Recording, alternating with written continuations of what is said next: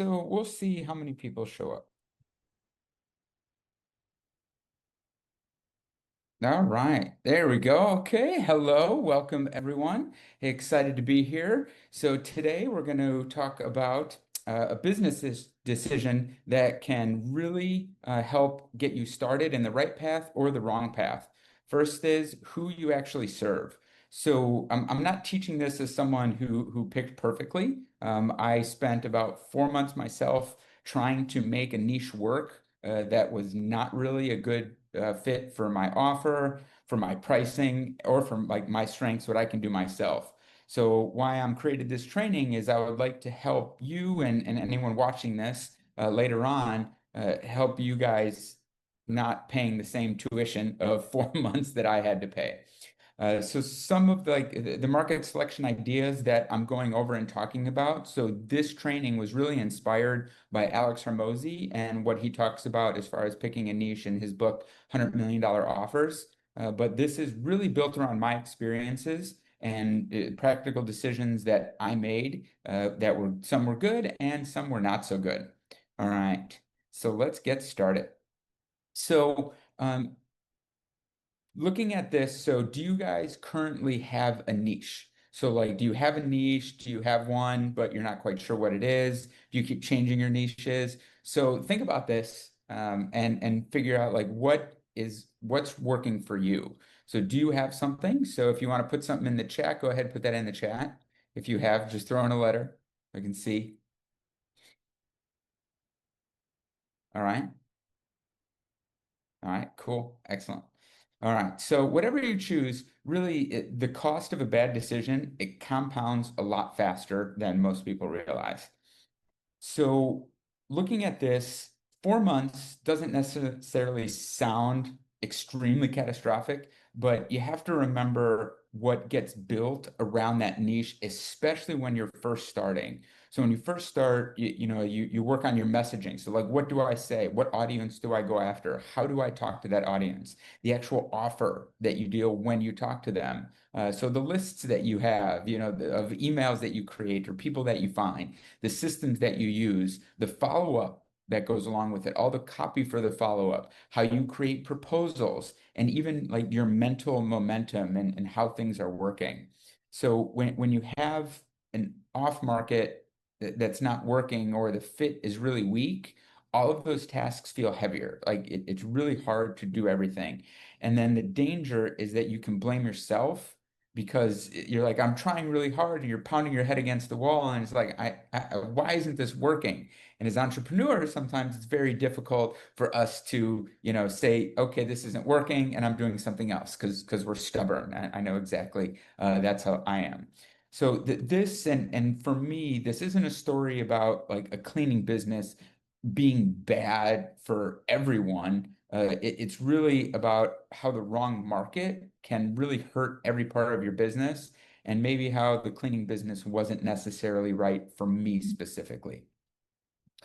So when I did choose the cleaning business, and the reason why I first started is I was learning about AI, I was excited about it. And I had a cleaning lady at my house who she like heard me on calls, she would talk to me a little bit, and she's like, "Hey, I think some of the stuff that you're doing that like I can hear you talk about, I think some of that would be great for people in my industry." So, like you're talking about automated follow-up, or like if somebody can, send a message and basically say something along the lines of, hey, you have a cleaning tomorrow at noon. If you need to reschedule, text me back or something like that. So she said that she's in a huge group, a nationwide Facebook group, for smaller cleaning businesses that she like people ask these questions all of the time, and she's like, this is definitely a market that you should break into, and I'd be happy to help you. I'd introduce you to people in the group. We can do a webinar. We can do all of that stuff. So I was excited. I was like, yeah, this is awesome. So I saw that they had business problems. I knew that I had services that I could definitely help them deliver. But as I learned later on, which may seem obvious now, is whether this specific market supported the way that I wanted to sell and how I wanted to price myself, and how I wanted to actually communicate. So as I mentioned, they can be a good business for the right founder, but it ultimately wasn't the right one specifically for me. Now, where I actually got it wrong. So market size, which, the cleaning business, there were so many, and I ended up finding a lot of cleaning businesses. I think I looked at the website of every single or small cleaning business in the entire metro Denver area, which you can imagine there's multiple hundreds of that. So the market size, which there was a market, absolutely, that's not enough what you need. And same thing with the willingness to pay. Like they have to be able to pay. So a visible problem, which they did have, which somebody in that market was like, I have a problem where I'll show up at somebody's house and they'll be like, oh no, you can't come. Like I didn't want you today, or I meant to text you and tell you that you can't come today. So like she wasted her entire time, and she said that happened all the time. So like a simple reminder text message, like automated text message, would fix a big problem for her. But that doesn't necessarily mean, just because they have a problem, that it's the right fit. And really, the ability to deliver, which I could absolutely do, doesn't mean that it would be profitable for me to set up like a simple automation like that. So, I mean, it sounds now like, okay, well, yeah, like that wasn't the right fit. But during that and actually being in the piece, I felt like I had all the right pieces. There was an audience, they had the need, I could fulfill their need. The big part was, could they pay for it? So that's something that I should have looked a little bit more into. So looking at this, like nothing was broken, like in the beginning. So I was talking to her, and she's like, "Yep, let's put together a webinar where you can go over all the things that you can do and all the problems that you can solve. We can set this up. I can help promote you. That this will be great." So I was working with her. I interviewed her a bunch of like, what are the exact problems? So like we actually worked together for a while to figure out exactly how I was going to put this together, what my offer was, what I was going to solve, like the problems, and exactly how I was going to solve those problems. So I worked for a while to set all of that up. And I kept pushing and kept pushing, to figure out, okay, this is what we're going to do. This is what we're going to do. But ultimately, it really came down to it wasn't the right fit. And we go over here in a second a little bit why. So, looking like so the warning signs behind what I was doing is something that didn't I didn't see it. Like it wasn't obvious to me at the time. So I was doing emails. It's like, okay, people declining, okay, but it's the overall pattern that wasn't working. So it wasn't an urgent enough problem, is what I thought. It's like, okay, well, maybe I'm not doing the right problem fit, or maybe it has something to do with the pricing. Like, is my pricing too high based off of this? Like my cleaning lady didn't think that it was that wasn't the problem. But then again, she was just one very small relative person. So she didn't, have the entire industry on that. So I should have looked more at the patterns, which I wasn't actually doing. So really, I kept changing everything that I was doing. So I didn't end up doing the webinar, unfortunately, even though I worked like 2.5 months on that webinar. So the moderator said that they can't do webinars and they can't advertise and they can't support it. So I wasn't able to post, which was a huge killer because that took 2 months. But I had all of the content, everything. So I was like, okay, well, I'll just do webinars for everyone in the Denver area. And that's when I started manually looking, using AI to find the websites, to find the right people, talking to them, sending emails, calling them, even visiting a couple, just to see, what their needs might be. So I kept changing everything that I was doing. Like, was it the specific market that I wasn't working? So I moved from like the small cleaning business, like the home cleaning business, to the window washers. And then after that didn't work, I did every single window washing business in all of Denver Metro. And then, okay, that didn't work. Maybe it's the industrial cleaning businesses. So, like the businesses that clean the skyscrapers. Maybe it was the businesses like that clean the commercial buildings, like was all of that. So I kept changing everything. And it was like, okay, like none of this is working. So I kept changing those pieces. I kept moving back and forth, and still nothing was happening. I wasn't getting any yeses. I was getting very few replies. It just, and I was like, I know that there's a need, there's a fit, Like there's got to be something that I'm doing. And I really thought it was me. And that's like the biggest thing. So I kept pushing probably longer than I should have with this. So then, like after a little while, I wasted 4 months on this, and eventually, it really was like, okay, I'm forcing what I can do. It's not working. Like my services didn't seem to have a value. But people like, yeah, that would be great, but they just never pulled the trigger. Like it sounds great, but it doesn't necessarily mean that's something that they want to do.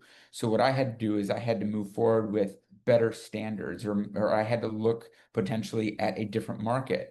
Or a different founder fit, or whatever it might be. So really, what I'm going to cover next is like exactly what I did, not really what I did wrong, but so hopefully you can learn and not do the same mistake, or not have the same mistake that I did. Because eventually what happened is I ended up talking to somebody, and they told me that the cleaning business was such a razor thin margin, and it's very cutthroat. Sometimes it's like, okay, I'll charge you, $10 an hour, just to get in your business, and then they expand over time. So it's the land and expand model is what that is. They charge you next to nothing for the first few months. So, and then they build that relationship with you, and then they have the trust, like, oh, hey, you're cleaning my underwear drawer, you're scraping my toilets, stuff like that. So like you don't want to go hire somebody new. So when that person raises their prices, you're like, yeah, I don't know if I trust other people. I trust this person, so I want to stay with them. So that's the part that I didn't really think about, or it didn't work, or it didn't mix well. So it had a little bit of everything to do with that. But for me, it just wasn't the right fit. It wasn't the right offer. So now if we look at this, so this is the exciting part. So thinking about a product, or thinking about a niche. So if you were to do a hot dog stand, like what is the one thing that you think would be the best to have to sell hot dogs like this? Imagine you were this hot dog owner. What would be the one business advantage that you would want? Like, do you guys think it would be like the best tasting hot dogs? What do you think? Come on, come off mute for a minute. Come on. What do you think? Well, what would be if you could have one business advantage over anyone? What would you Low think that would be? location in an optimal traffic flow, right? Somewhere where people are walking by, if you've got a stand or if Okay. you got a cart, so they can see, just access Okay. location. So location. Location. All I right. would go into a back alley with no traffic if I got excellent flavor. So I would That's go Flavor. true. for that one. Okay. So like the taste. Yep, Okay. So like the location, like a good location, like maybe on like a street corner in New York or something where it's real busy, Absolutely. and then the taste. Well, Absolutely. how about hungry customers? So that location may be outside of a stadium. Most of the time, like let's say like a football stadium or something, most of the time that football stadium is empty. But if you take that exact same stand and you put out your hot dogs right outside of that stadium when a football game is out, it doesn't matter how good your hot dogs taste, right? It doesn't matter your offer. You can have one hot dog for $5 with no ketchup. If we're from Chicago, no ketchup, no mustard, nothing. Plain old hot dog for $5. You will sell out because you have a starving crowd. So that's one of the biggest things is having and all of the other things are important, just for illustration, this example, having an offer, having a crowd, things like that are important. But having a starving crowd, having people that want what you have, and you being at the right place at the right time is the most important part of picking your niche. So, really thinking about that is having the hungriest buyers. All right. So marketing, as I just mentioned, marketing is still important. Persuasion is still important. The offer, exactly what your offer is still important. But all three of those work better when people already have a desire. They already want something.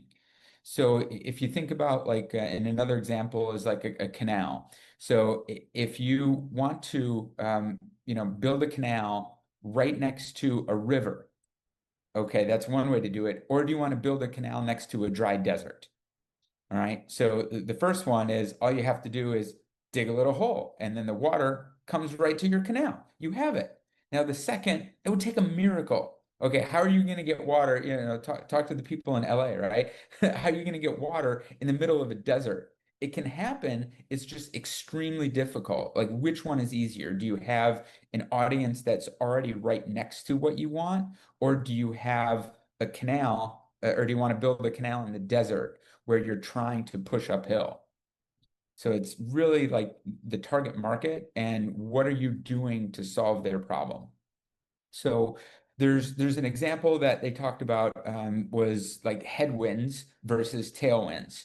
So an example of a newspaper. So think about like anyone selling to the newspaper industry right now. So are newspapers on the way up or are they on the way down? Obviously, they're on the way down. Yes, exactly.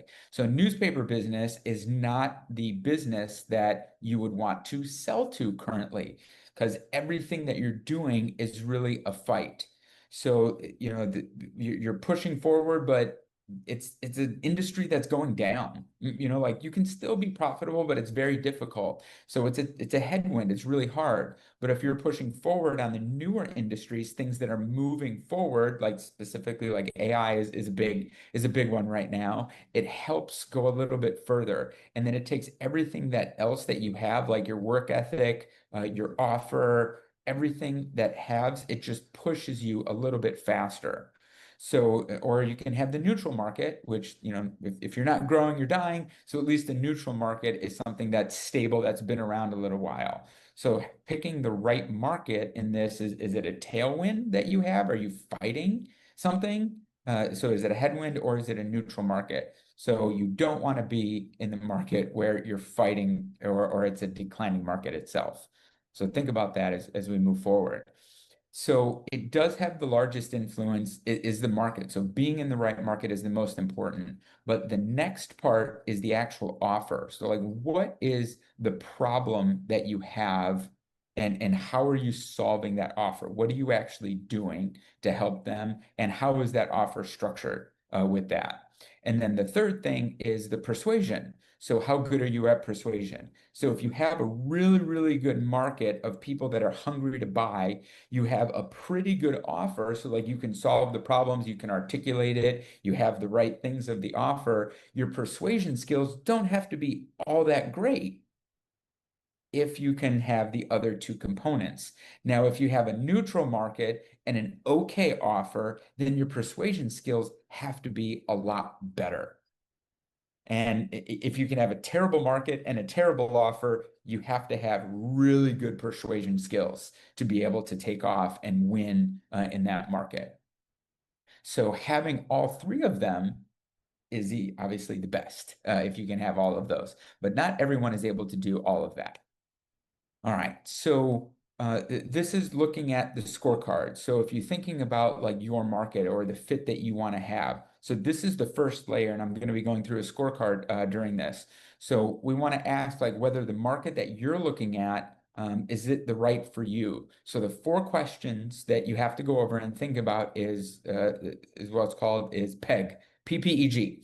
All right, so pain, purchasing power, ease of targeting and then growth or stability of that. So we can walk through all of these and see what this looks like, and then you can determine if this is a good fit based on PEG. So first one is pain. So, okay, a nice to have problem, yeah, that might create interest. Like, okay, cool. Like, yeah, but what if it's urgent? So like pain. So if somebody is in pain, they have like they're losing revenue all of the time. Like I have customers dropping like crazy. I have customers that are leaving me so much faster than I can sell. I have the greatest sales team in the world, but my retention is god awful terrible. That's a pain for people that they have. Wasted time. I waste time, working on these reports all the time. And it's annoying. So if I could have AI automate something and help me save that time, that is a pain that you are fixing. Or missed leads. Like, hey, I have a ton of leads coming in, but I'm not able to follow up with them fast enough. Or I have an empty calendar, or I have compliance issues. My response rate for my customer service is, 2 days. I can't close. I have a ton of appointments. I have a ton of leads, but a 10% close rate. Like that's a pain that people have. So what is that pain that you're actually solving? So good writing really helps people understand. Persuasion helps people feel understood. So if you have the good messaging that uses the words that the prospect that already is in the pain, and especially if you're working on one niche or just one industry, as you're talking to the people over and over, you'll hear their pain. They may not tell you directly, but indirectly, as you talk to people multiple times, you'll be able to put those pieces together. All right. So next one is the purchasing power. Now, this was the biggest one problem that I had when I was targeting the cleaning industry, is that they didn't have money to go out and buy AI automations or do all this stuff. They had such razor thin margins as they were. It was such a cutthroat business. They weren't really making a whole lot of money. So think about like unemployed, like job seekers. So if you are in the business to help people build their resumes, like, okay, I am the best resume builder in the world. You do workshops on it. You have 10 years of experience building resumes. You're the best one in the world. Everyone needs jobs. You know, there's the market for people finding jobs is great, but the biggest problem with people that are looking for jobs is they don't have the money. So maybe not necessarily a great market for somebody because of their purchasing power. Now, obviously, there's other ways around it, buy now, pay later, all of that stuff, but just hear me out for the point of the story. It's just not necessarily the right market. So they have to have money in the bank. Like, do they have credit? Do they have authority? Like, do they have a budget for the service that you have? So when I first got it getting started, I was talking to people. I got a referral from somebody that was a real estate agent, and they were like, "Hey, like I have a real estate agent friend that would love some leads." So when I first started talking to people about the lead hacker. And so I talked to this person. We're like, yeah, absolutely. This is great. So like, let's talk to him. So we talked to this real estate agent, and he loved everything. He's like, yeah, this is great. I would love to do this, but I don't have any ad spend, and I don't buy leads right now. Like that should have been my first red flag, like that maybe this was not the right client. But I was so desperate for money. I was like, I'll take anything I can, any client that I can get. You know, if somebody wants to give me money, maybe they're not the right fit, but I'll happily take their money and I'll figure out, you know, I'll try my best to make it work for them. Which in reality, like, yes, it was a learning experience for me because I turned everything into a learning experience, but it wasn't a great experience because they didn't have a budget. They've never spent money on cold leads before. They've never done cold advertising before. So me selling them leads was not the right fit because they didn't know what to do with them because they've never done it before. They didn't have a budget, so they didn't buy enough to make it work. So there's a lot of different factors that go along with this. So it's not necessarily that they don't have the money, but do they actually are they spending money on something already that you can redirect? Like, hey, you do this now, I can save you that amount. That would be a better niche than I don't buy leads right now. So I maybe you're convincing me. So my persuasion was good, my offer was good. He technically had the money, but he didn't spend the money right now on it. So he didn't know what to do with it. So that's like another money problem. It's like, okay, they don't have a budget for it, but they make a budget because my offer and my persuasion was good. Now, it didn't end up working for that, mostly because he didn't know what to do with them. All right, so the next one is easy to target. So if you think about this, so like if you have somebody that's easy to target, you can find them easier. That would be better than somebody that's hard to find. So think about things like associations. So like industry conferences, you know, like what conferences are in your local market that you can go to. So if you want to target plumbers, you would probably want to go to a home building conference or a conference about home or service-based businesses. So they would be easy to find. And you can very easily Google plumbers near me and you can get names, phone numbers, emails, things like that. You know, or even like specific software. So like what kind of software do plumbers or gyms use? Okay, how can you get in front of that? So that would be like an adjacent, or even job titles like online communities, Facebook communities, LinkedIn communities. professional directories, specific keywords. So there's like a lot of different places that you can go to find the right people to make sure it's easy to find. Now, you could go after somebody that's difficult to find. So if you think about it, like somebody hyper specific, like, okay, I need a CEO. I only sell to CEOs that make between $5 to $20 million a year, that are looking to grow, that are in I don't know, the manufacturing industry, that only manufactures steel. Okay, that's a hyper specific market. Like, okay, great, good for you on your niche. Maybe you know all about that, but how many of them are out there in the world? Like maybe a couple hundred. So, like, you're limiting yourself to that by being too hyper specific. So, you have to make sure that you can find them to make it easy to advertise if that's what you wanted to do. So making sure that you can find them is also important in choosing the right niche. Now, the last one is growing. So this is, going back to that market fit. So are the numbers of customers, are they growing or are they stable? So are the companies, are there businesses entering this market or are they leaving? Think about like the newspaper industry or like the AI, like how many AI companies are out there, and like now they're blowing up all over the place. Like the newspapers, we're not seeing too many newspapers launching nowadays, right? So is spending rising or falling? Is the technology creating new demand for this? Like, is there a problem? Like, is the problem that you're solving, is that going to be around in 5 years? So think about that. So like a stable market or a normal market can still be an excellent business that you can reach out to versus like hunting for a gold rush. Now, some of those businesses, like if you were in the mask making business at the beginning of COVID, you're going to be making a lot of money, right? But that doesn't happen for everyone, and that's kind of a, once or twice in a lifetime thing if you can find something like that. So you have to be more in a stable market or a growing market, but the COVID market for masks doesn't come along all the time. All right. So you can have a good market, but maybe it's wrong for you specifically. And that's where everything kind of comes together.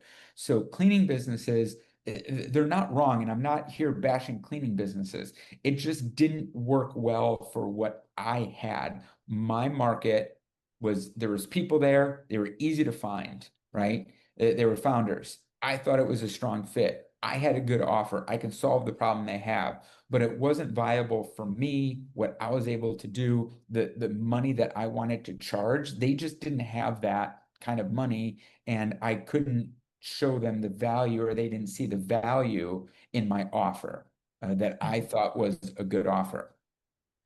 So you have to take a look at all of the circles to make sure that they all fit together.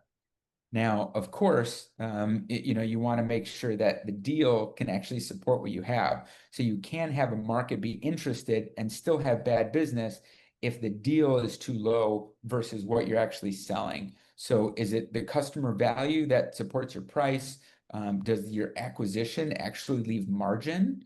So you can actually make a profit and grow. What about your delivery? Like your delivery or your fulfillment, can it be standardized? Can it be the same for everyone? Or is it extremely different?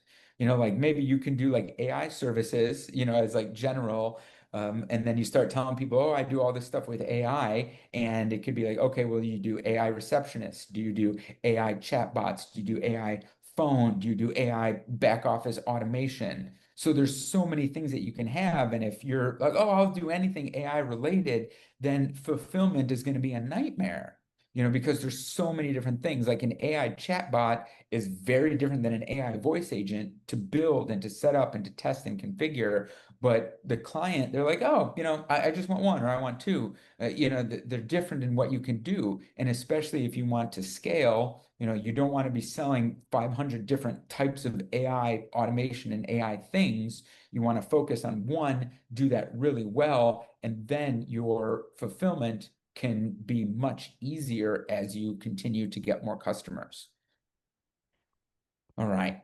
So really the last one at this part is like, what do you want to be known for? And for me, like eventually I niched down to gyms. So after talking with one of my mentors when I was in Fiji last December, so end of or in December of 25, I was having dinner, not even during like a specific like business talk. It was after dinner. We were eating dessert. We were just chatting. And she, well, why don't you specialize in gyms and AI automation with gyms?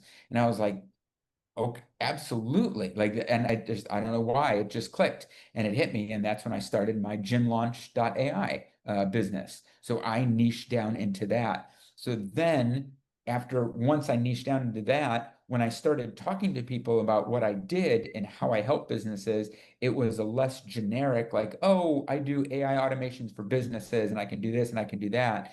I had a very specific, I can help gyms grow with Mhm. AI. I can help them follow up with their leads. I can help them get new leads. I can help them follow up with leads, and I can help increase your current your old customers. I can convert them back, and I can get them back.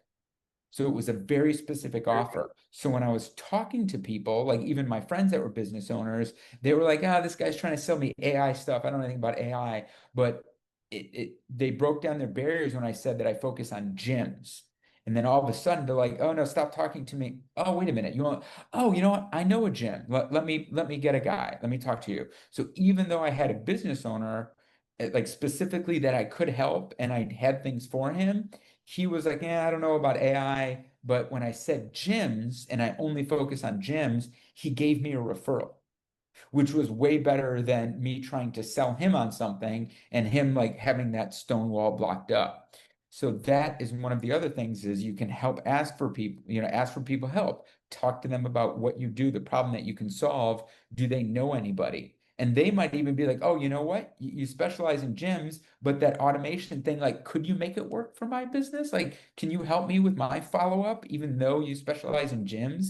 It's less off-putting and you're not trying to sell them something. It will make them want to buy, which is a whole different mindset behind it. All right. So here, the normal markets that you can have. So most of us won't discover, that once in a lifetime exploding market like that COVID. So we probably won't choose something, and hopefully you won't choose something that's collapsing like newspapers. But most of the opportunities and most of the people watching this and trying to build a business on their own would choose the normal markets or like an AI style market. And they can be very profitable when you pair this with a strong offer.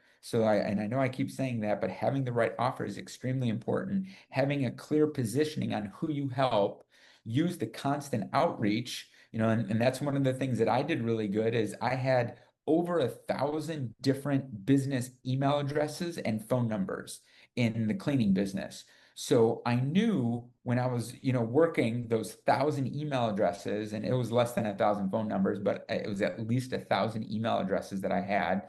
So when I was working that, I knew that it wasn't the numbers that wasn't working. It's like, okay, I got 1,000 different businesses and nobody's buying from me. It can't be that I'm not reaching out to enough people. Now, and some people in my school community are like, "Oh, my cold emails aren't working. I sent out 100 emails." Yeah, okay. Send out 1,000 and then come and talk to me about how your emails aren't working. All right. So you have to have the volume, the consistent outreach. You pair that with proof, you pair that with focus, you pair that with a great offer. If it's still not working, then maybe it is the market. Maybe it is the cleaning businesses that are bad for everything else that you had. Now, it took me 4 months to figure that out. Hopefully, it won't take you 4 months to figure that out as you move through this. And that's why the scorecard is really here to help. All right. So what you don't want to do now, after saying that and suggesting like, okay, after you do all of this work, maybe it is the niche or maybe it is the market. What you don't want to do is niche hop. So, okay, I look at a niche and let's do one offer, maybe send a small amount of outreach, like maybe 100 or 200 emails. I get a couple people that respond. One person said that they were interested, or two people booked a call, but they didn't show up. So every time, like, okay, let me switch my niche, let me go to something else.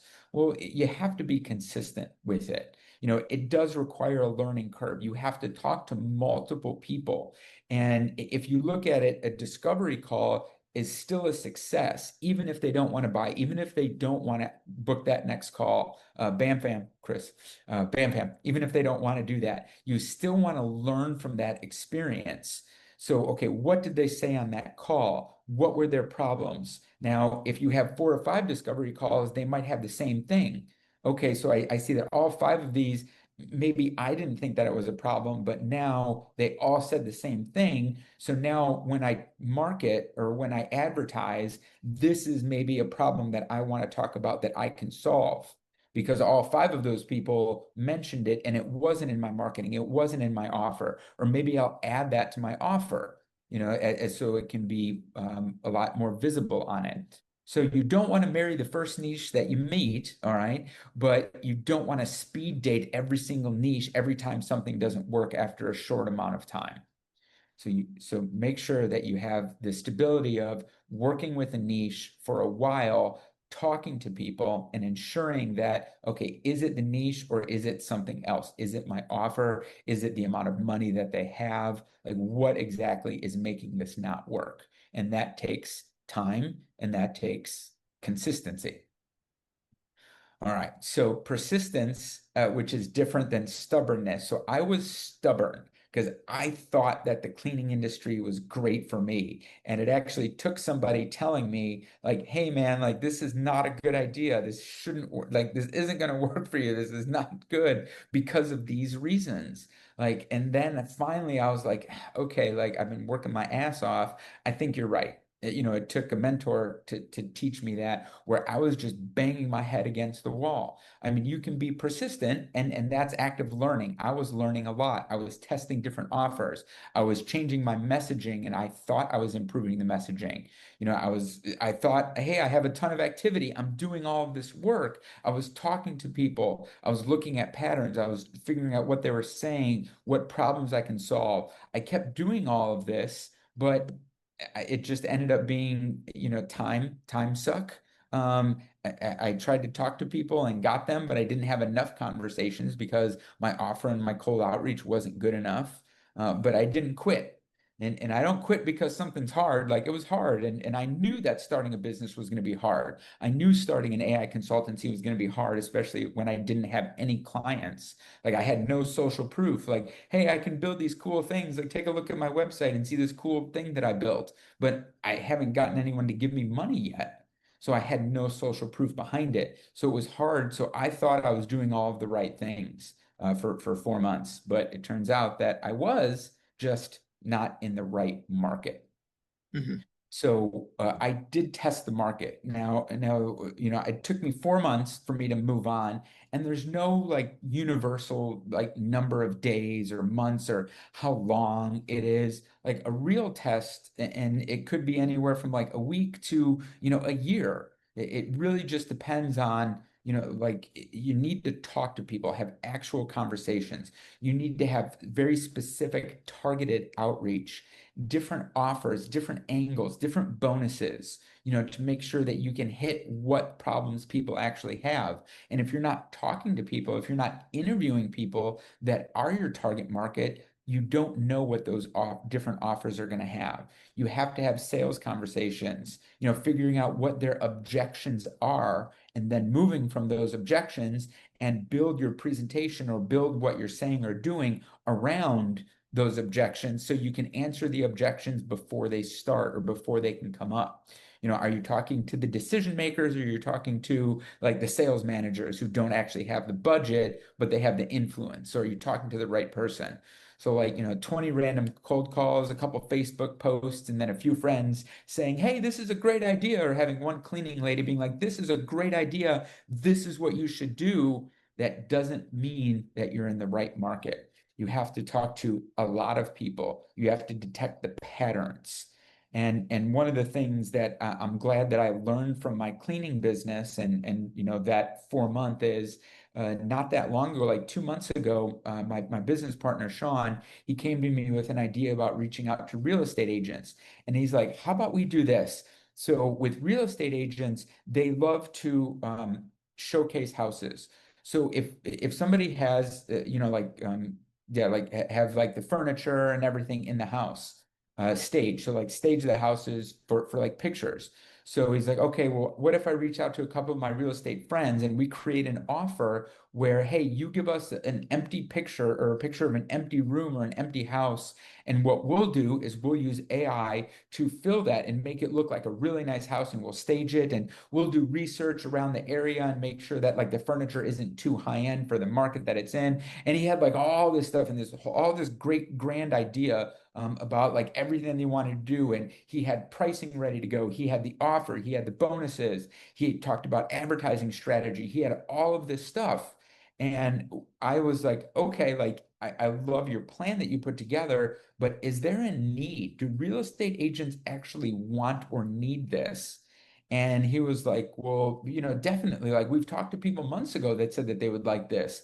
It's like, okay, well, you said you have some real estate agent friends. Why don't you call them and ask them if this is something they would be interested? Not even, don't talk about pricing, don't talk about average, just is this something that they would see value in? And he's like, okay, I'll do that. And then 2 days later, I get a call from him. Hey, I talked to four different real estate agents. None of them said that they saw any value in it. Scrap it. I don't want to, like, we're done. I'm not doing this. Let's move on to something else. So it was a great idea. He had everything behind it, but there was no need. Like, it didn't solve a major problem. It was like, it'd be great to have, like, as a bonus, like, hey, I can add a couple things, but it's not good to start as a business based off of what we had and based off of what our target market was, because we would have tried to sell to those four real estate agents. Would have been our first like a few sales or the first people that we'd have reached out to.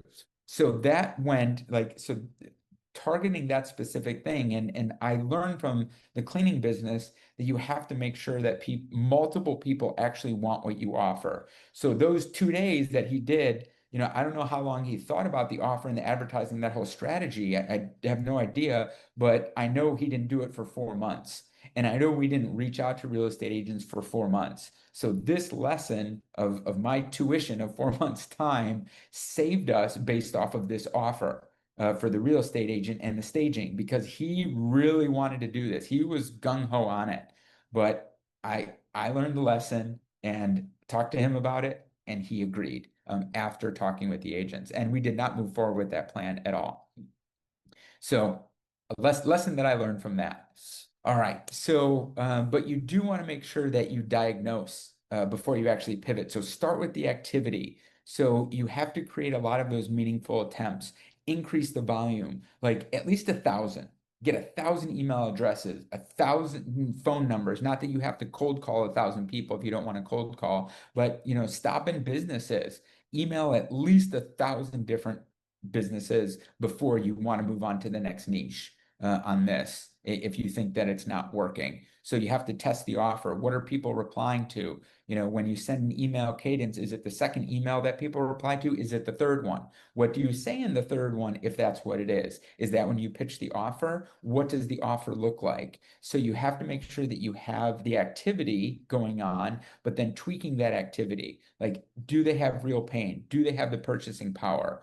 Do they have money that they can spend, or money that they would have to allocate somewhere else that you have to have the sales background to be able to convince them to give you money from a budget that they don't have, that they would have to take away from something else.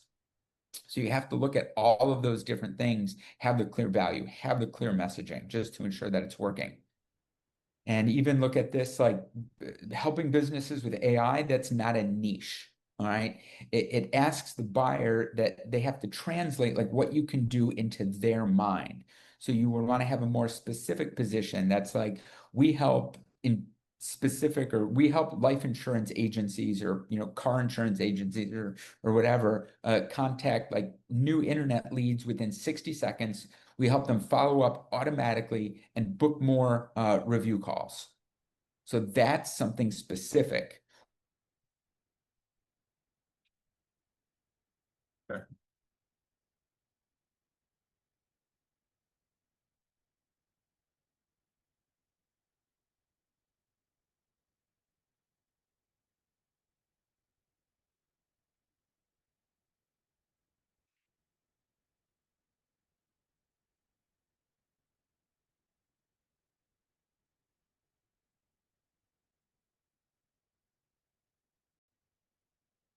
All right. After a small hiccup, we are back. Okay, cool. So the other example would be like a mortgage broker. So I help mortgage brokers revive abandoned loan inquiries with automated text follow-up, or gyms, like I did specifically. So I help gyms reactivate former members with behavior-based campaigns, or I help dental practices reduce no-shows, or I help law firms qualify and route new intake immediately. So having specificity is extremely important in your messaging for your targeting or even for asking for referrals. So if people don't see a fit what they have, you can ask them, do you know anybody that could use this? And they're more likely to give you a name or to give you an email or to give you a referral if it's hyper specific. If you know the exact problem that you solve and the exact market that you have, it's much easier to get referrals from that. And I know from exact experience going from non-niches to having gyms, people started telling me, oh, I know this gym. I know this gym. I got a guy for you. And then people started wanting to work with me in my AI consulting group. Like, hey, I have a gym owner that's a friend. How about we work on this deal together? You specialize in gyms. Let's work this deal together. Give me a cut because I'm bringing the person. You do the work. And that started happening. And I got a bunch of clients from that, like actual paid clients, once I started niching down. So it really helps in a lot of different ways. And it also helps the audience think to themselves, oh, he is specifically talking to me. This is my exact need and my exact pain. He must know what he's talking about because he's talking directly to me. I believe that he can fulfill or he can help me solve this pain.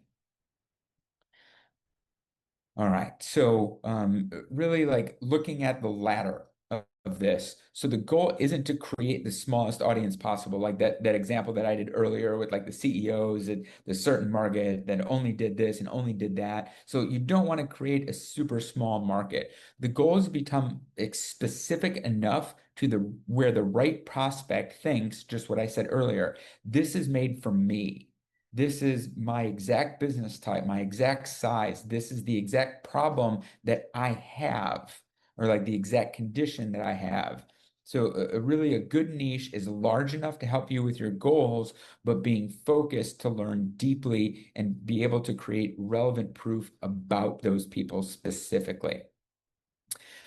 So looking at this, like what the difference between like a niche and sometimes people ask like, well, what's the difference between a niche and an avatar? Like, isn't that the same thing? It's like, no, not really. So the niche is the market, like the broader market. The avatar is the actual person or the business inside of that market.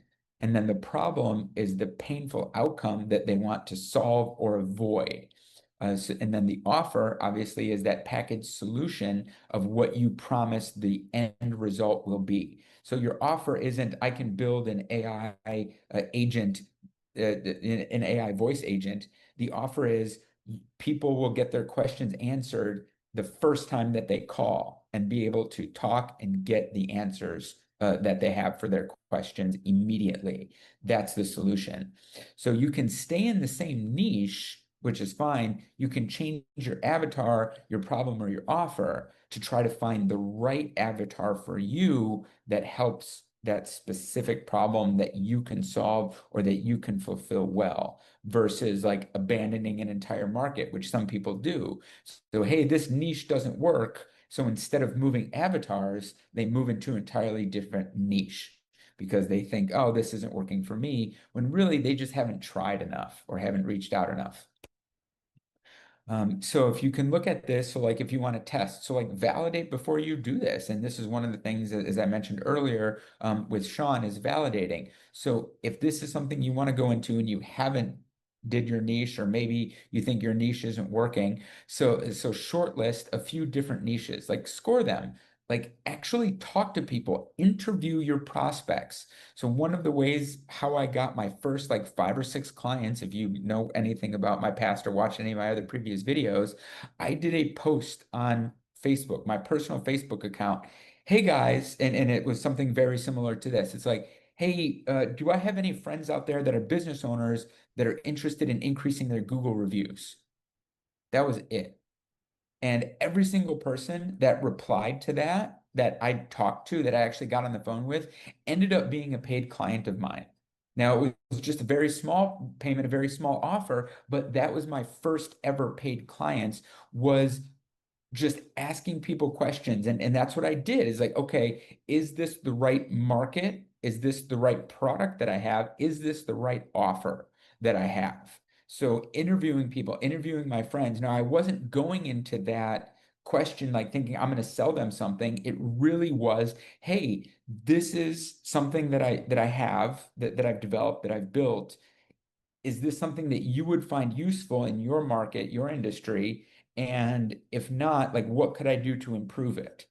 And that's exactly what I did. And then they were like, oh, yeah, this is great. Like, I want to use this. Can I pay you? And they did, which was awesome. So, like, interview them, stay current with what you have. Like, look at your competitors. So, like, what are your competitors doing? How much are they charging? What do their ads look like? So, how do they acquire customers? So, understand how purchasing decisions are made within that business, that your market. Like, does it have to go to the CFO, or can the sales manager, just write a check for you or put it on the company credit card? You need to know those things. So test that clear offer through those outreach. You should ask those questions. How much is your current budget that would help solve a problem like this? Is this urgent to you? Who approves that spending? Is it you? Is it your boss? Is it your CFO? Are you already paying money for something that would solve this problem? And maybe I can do it cheaper, better, faster. What would success look like? Like, you'd be like, hey, this is amazing. I love this. I give you $1 million for this if you can help me achieve this specific goal. Like, what is that goal? What would stop them from buying? So asking those questions to the people that you know will help you understand, do I have the right market? Do I have the right offer? Do I have the right fit? Do I have the right product? Things like that.